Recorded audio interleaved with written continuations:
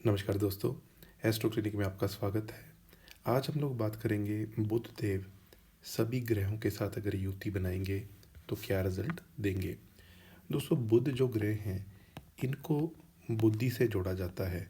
बुद्धि जो है वो तीन तरीके से हम देखते हैं। एक तो है कि कोई भी इंसान इमोशनल लेवल पे कैसा है, कितनी उसकी मेमोरी पावर है, कितना वो इंटेलिजेंट है या उसका आईक्यू कैसा है।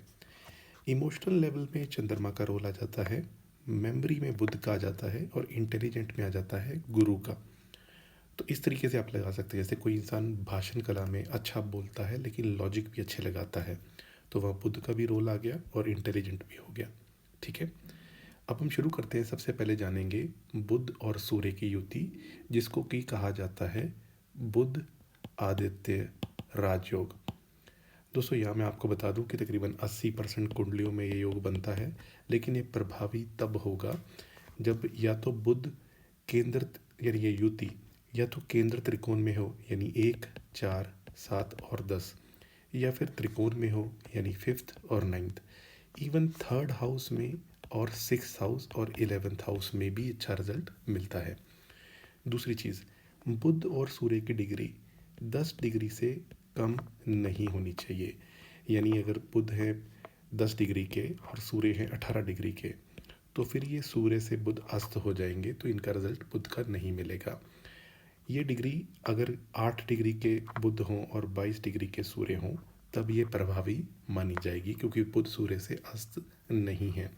और अगर ये 2 डिग्री के हों तो फिर वैसे ही बुध बहुत वीक हो गए, तो उसमें भी प्रभाव कम हो जाएगा। तो 80% को अगर आप कम करेंगे तो तकरीबन 10-20% कुंडलियों में ऐसा आता है कि ये कुंडली अच्छा रिजल्ट देती है युति।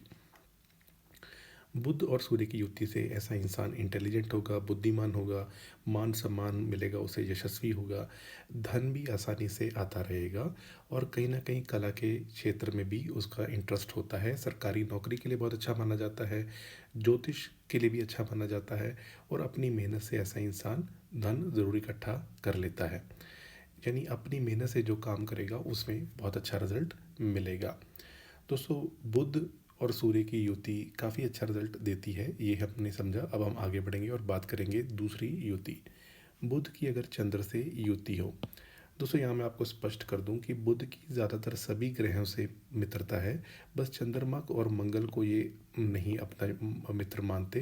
मंगल से तो खैर कुछ ज़्यादा ही इनको दिक्कत है, क्योंकि बुध है युवराज और मंगल है सेनापति। चंद्रमा के साथ क्या युति का रिजल्ट मिलेगा।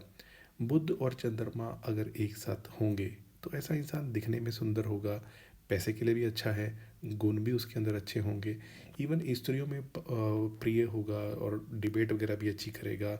वैसे वो दयालु भी होगा, कोई गरीब देखेगा तो बोलेगा इसको कुछ दान कर देते हैं, इस तरीके से। यानी बोलने में अच्छा, इंटेलिजेंट हो गया, राइटिंग के भी उसकी अच्छी, जैसे लेखन प्रकाशन जो आर्टिकल लोग लिखते हैं या कोई क्रिएटिव राइटिंग करते हैं उनके लिए अच्छा। लेकिन स्वास्थ्य को कुछ ना कुछ गड़बड़ ज़रूर दे देता है और दो विवाह का भी योग कभी कभार बन जाता है। ऐसा भी देखा जाता है कि बुध और युति जब भी हो चंद्रमा के साथ तो मानसिक असंतुलन भी हो सकता है। दोस्तों, आगे बढ़ेंगे, बात करेंगे बुध और मंगल। अब ये हो गए प्रिंस और वो हो गए सेनापति, दोनों जो आपस में मित्र नहीं हैं। तो दोस्तों, बुध और मंगल अगर होंगे तो ऐसा इंसान कहीं ना कहीं दिखने में थोड़ा, आप कह सकते हैं कि उसके अंदर एक इंटरनल टसल सा दिखेगा, धन के लिए इतना अच्छा नहीं होता। और ऐसे इंसान को कहीं ना कहीं जो विधवा स्त्रियां होती हैं, यानी अपनी मैरिज हो गई लेकिन विधवा स्त्रियों में भी इंटरेस्ट देखा जाता है ऐसे इंसान का। दोस्तों, बुध और मंगल की युति जैसा मैंने बताया धन के लिए अच्छी नहीं है, तो इसको आप ऐसे ले सकते हैं और इसकी ज़रूर शांति भी करानी चाहिए, क्योंकि बुध इंटेलिजेंस है और मंगल आग उसमें भर देता है। तो कभी कभार कोई बंदा ऐसे गुस्से में कुछ ऐसा डिसीज़न ले लेता है जो बाद में पछताता है। चलिए आगे बढ़ते हैं, बात करते हैं बुध और बृहस्पति की। अब बुध है बुद्धि और बृहस्पति जो हैं ये हैं देवताओं के गुरु।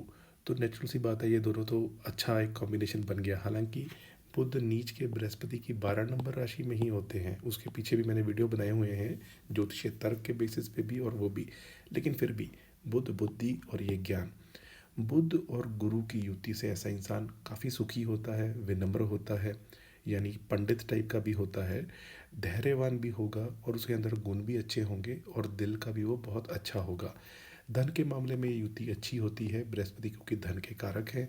तो ऐसा इंसान अपनी नॉलेज और ज्ञान को अगर सही दिशा में लगाए, जैसे फॉर एग्जांपल एजुकेशन के क्षेत्र में चला जाए, तो वो अच्छा एक टीचर बन सकता है, अच्छा ज्ञान देने वाला बन सकता है। दोस्तों बात करेंगे अब बुध और शुक्र की। इस युति को कहा जाता है लक्ष्मी नारायण योग। ये भी मैंने अपने वीडियो पे पीछे जैसे बुध दत्ते का भी बनाया हुआ है, योग में इसका भी बनाया हुआ है। ये एक बहुत ही अच्छी युति होती है बुध और शुक्र की, लक्ष्मी नारायण योग। तो लक्ष्मी और नारायण, और ये युति भी जो है काफ़ी प्रभावशाली होती है अगर केंद्र त्रिकोण में बनती हो। और अगर ये बुध की राशि, शुक्र की राशि, शनि की राशि जो इनकी मित्र राशियां हैं उनमें तो बहुत अच्छा रिजल्ट देती है। ऐसा इंसान सुखी बनता है, प्रतापी होता है, इंटेलिजेंट बनता है, दिखने में भी अच्छा होता है, कला के क्षेत्र में भी उसको इंटरेस्ट होता है जैसे म्यूज़िक या पोइट्री वगैरह में, और पैसे के मामले में बहुत अच्छा होता है। दोस्तों शुक्र भी गुरु हैं, भले ही दानवों के गुरु हैं लेकिन हैं गुरु। तो बुध को इनका जब सानिध्य प्राप्त हो जाता है तो ऐसा इंसान अच्छे कर्म भी करने वाला होता है।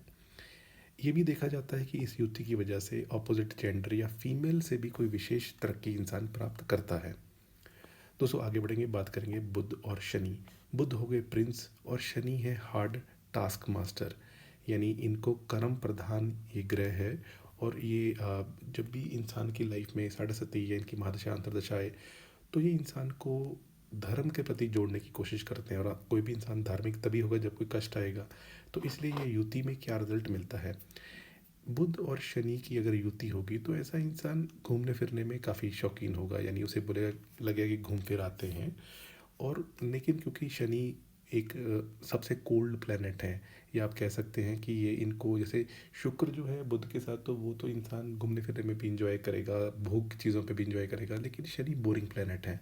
तो ऐसा इंसान को ना वो बुद्धि को थोड़ा ख़राब करते हैं। तो ऐसा इंसान थोड़ा कला प्रिय हो सकता है लेकिन फिर भी चंचल होगा, और उसको जो भी काम दिया जाएगा वो अपनी बुद्धि को यूज़ करके वो काम काफ़ी अच्छे से कर पाएगा। तो बुध और शनि ऐसे इंसान को, जो हम कहते हैं ना वर्क कॉल लेके, ऐसा बंदा काम में काफ़ी लगा हुआ है वैसा रहेगा। दोस्तों अब हमने यहाँ तक बात की, अब करेंगे बात राहु और केतु की। देखिए राहु और केतु जो भी हैं ये दोनों, एक तो इनका कोई अपना घर नहीं है, जहाँ बैठते हैं उस घर के मालिक के हिसाब से रिजल्ट देते हैं, और उसके अलावा जिस ग्रह के साथ बैठते हैं उसका रिजल्ट देते हैं, और दृष्टि किसकी पड़ रही हो वो भी। अब बुध और राहु होंगे तो ज्योतिष में इसे जड़त्व योग कहा गया है। जड़त्व योग आप ऐसे कह सकते हैं कि विनाश काल्य विपरीत बुद्धि, यानी जब भी बुद्धि उपयोग करनी पड़ेगी तो राहु उसको खराब करने का काम करेंगे। लेकिन यही युति अगर 3 नंबर राशि में हो, 6 नंबर में हो जो बुध की राशियां हैं, या इवन 2 और 7 जो शुक्र की राशियां हैं, या इवन 10 और 11 जो शनि की राशियां हैं, जो कि राहु और बुध दोनों की प्रिय राशियां हैं, तो ऐसा इंसान, आपने जैसे सुना होगा एथिकल हैकर, या ऑनलाइन कोई ऐसी चीज़ कर दी जिसमें उसने बहुत तरक्की कर ली, यानी इंटरनेट का कोई रोल हो गया, एआई आर्टिफिशियल इंटेलिजेंस का हो गया, ऑनलाइन हो गया, साइबर, जो साइबर क्रिमिनल्स को लोग पकड़ते हैं, तो फिर ये बहुत अच्छी युति रिजल्ट देती है। ऐसा इंसान अपनी बुद्धि का उपयोग करके काफ़ी आगे निकल जाता है लाइफ में। वहीं अगर बुध और केतु की युति हो, अब केतु क्या है, जहाँ राहु है भोग के प्लेनेट, ये है मोक्ष के प्लेनेट। तो बुध और केतु जब भी साथ में आएंगे तो ऐसा इंसान ज़िंदगी में कोई भी काम करेगा लेकिन उसका एक इंटरेस्ट होगा अपनी बुद्धि को डिटैच करके, कि कहीं मैं मोक्ष या मुझे कोई धर्म की कोई चीज़ मिल जाए, उसके प्रति वो बड़ा इंटरेस्ट लेगा। धार्मिक कोई किताबें भी पढ़ सकता है, धार्मिक स्थलों की यात्रा भी कर सकता है। अदरवाइज़ उसका जो माइंड होगा वो अच्छे रास्ते पे चलने की कोशिश करेगा कि लोगों की मैं मदद करूं, मोक्ष प्राप्ति की तरफ जाऊं। लेकिन क्योंकि फिर भी केतु बुध को खराब करेंगे और राहु सामने ही बैठे होंगे, उनकी भी दृष्टि होगी, तो ऐसे इंसान को जो भी डिसीजन लेने चाहिए वो थोड़ा सोच समझ के किसी की राय लेके करें। दोस्तों केतु को मोक्ष का कारक कहा गया है, मोक्ष के ऊपर अधिकार और किसी ग्रह का नहीं है। तो बुध के साथ अगर ये अच्छी स्थिति में बैठे हों तो ऐसा इंसान अच्छे कर्म ज़रूर करता है। लेकिन अगर ये पीड़ित स्थिति में बैठे हों, जो घर इनको पसंद ना हो, तो फिर ऐसा इंसान अपनी बुद्धि का उपयोग करके कहीं कभी ना कभी, ये भी देखा जाता है कि घर से निकल के कहीं और जाके रहने लग जाता है, कोई आश्रम में रहने लग जाता है। जैसे शनि और चंद्रमा की युति के बारे में मैंने आपको बताया था, तो ये एक तरीके से शनि पीड़ित करते हैं चंद्रमा को, तो ऐसा इंसान मोक्ष के रास्ते पे चल देता है। जैसे ऑनलाइन आपको महात्मा बुद्ध की युति उनकी कुंडली मिल जाएगी। फोर्थ हाउस में उनकी युति दर्शाई गई है। लेकिन बुद्ध और केतु वाला क्या होगा, वो थोड़ा लॉजिक भी साथ में लेके चलेगा, यानी सिर्फ इमोशनल नहीं होगा, थोड़ा बुद्धि भी उसमें लगाएगा। दोस्तों इन युतियों में बुध और मंगल की युति की शांति करानी चाहिए। इसके अलावा बुध और शनि अगर अच्छे घर में ना बैठे हों इनकी, और बुध राहु और केतु इनकी भी युति की शांति करानी चाहिए, तो फिर अच्छे रिजल्ट मिलते हैं। क्योंकि हमारी बुद्धि ही अगर भ्रष्ट हो जाएगी तो हम जीवन में और क्या करेंगे। इसलिए दोस्तों कैसा लगा आपको ये वीडियो, कमेंट करके बताइएगा। अगर आपकी कुंडली में भी बुध की किसी के साथ युति है तो ज़रूर बताइएगा कमेंट करके।